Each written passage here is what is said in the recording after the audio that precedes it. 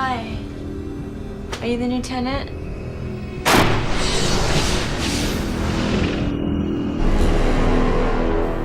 Hey guys, it's Ted with Horror Talk TV. Today I'm going to be talking to the legendary Rob Zombie about his new movie, The Lords of Salem. Rob, thank you for meeting with me. I like that, legendary. When did that enter the picture?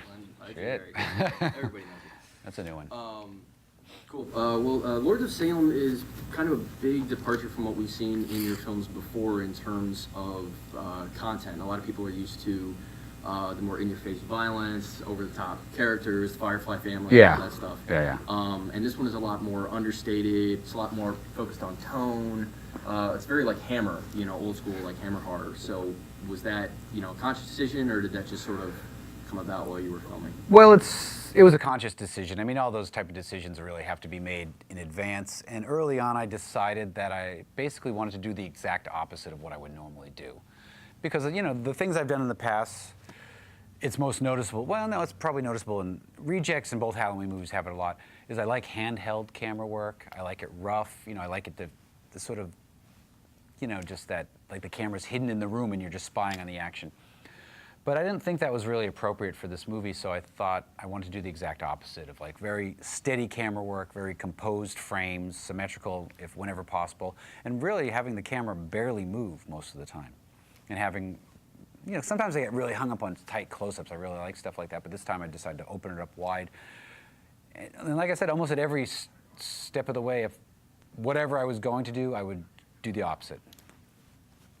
I just saw the tenant like 10 minutes ago standing in the doorway. Oh, I hate to break it to you, but there is no person in number 5. Like any filmmaker, you got your fans, your detractors, but it's pretty indisputable that you're a true horror fan. You know your shit, basically.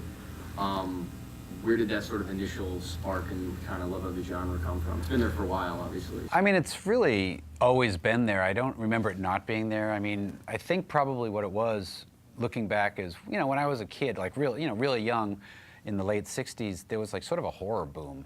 That first, every show was like The Munsters, The Addams Family, Twilight Zone, Outer Limits was on TV, and then, everything was like Creature Double Feature on the weekend. I mean, it just seemed like there was a lot of it. Creepy, eerie, Vampirella. I mean, there was just horror stuff everywhere. The Aurora model kits. I mean, it had all that stuff. I can always remember it. I mean, I see pictures of myself really little with all that stuff around me. I don't even remember getting it. I just remember it always being there.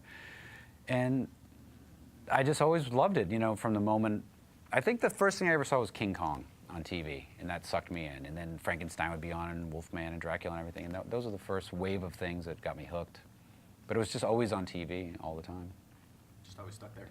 Yeah, and it was just, I think, and then, I analyzed it later in life thinking about it, and I think what attracted me to it was those movies have a different element than what horror movies have now, whereas, and I always try to bring this to some of the movies I've done, is the monsters were sort of these misunderstood creatures that weren't necessarily bad. Like Frankenstein wasn't always bad, or Dracula, and I think as a weird kid, you just identify with that, and that's something I was identified with. So even when I did the Halloween films, I thought it would be interesting to me that I could relate if I made Michael Myers, even though he's horrible, this somewhat sympathetic character, this misunderstood monster, sort of more in the tradition of Frankenstein rather than just a mindless killer, which became more the trend later.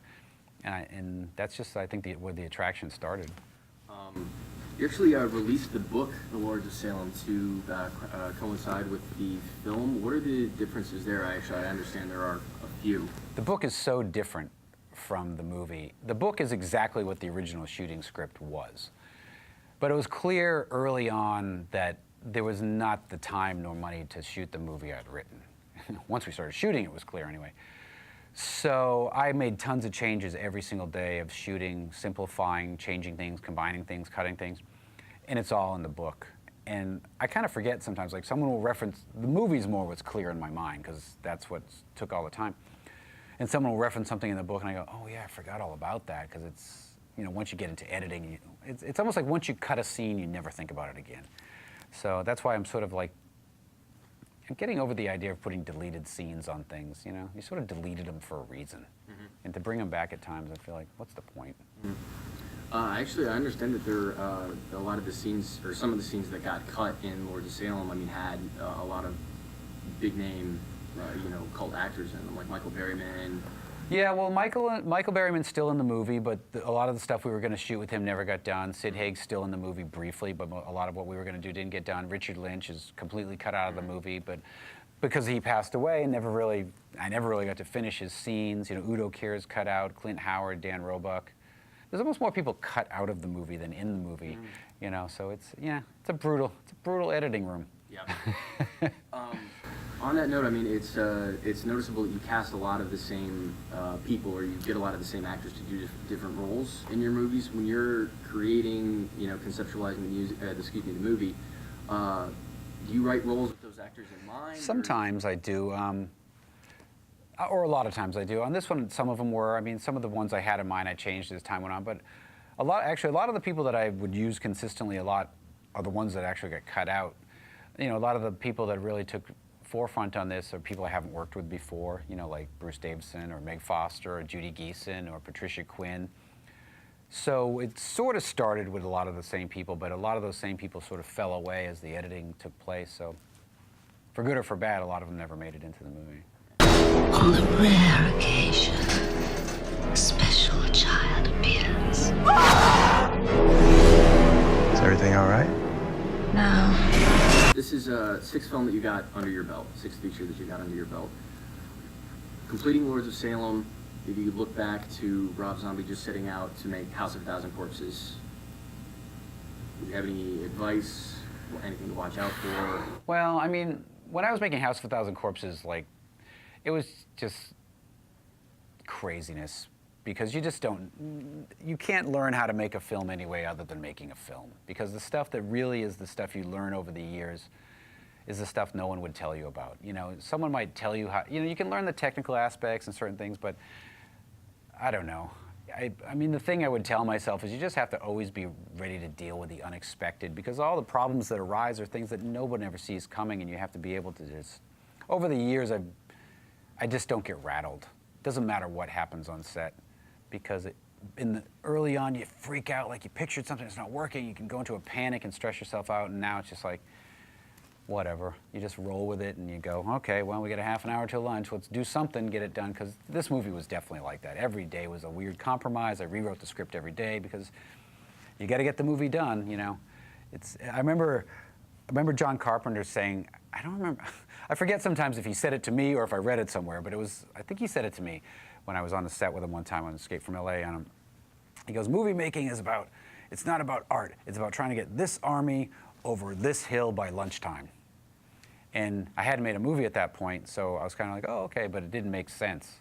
It did and it didn't, but from experience now it makes sense, because that's really what it becomes about. Later, everyone can talk about art and get real nitpicky about stuff, but when you're in the middle of the shit, it really is about getting from point A to point B before you're into some kind of lunch penalty that you can't afford with the unions, which is funny, which is the stuff nobody wants to talk about, but that's the stuff I would tell me 10 years ago.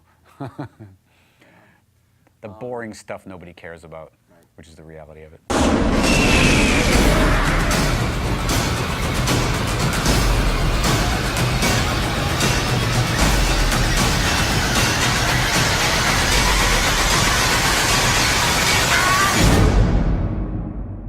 God does not spare angels when they sin.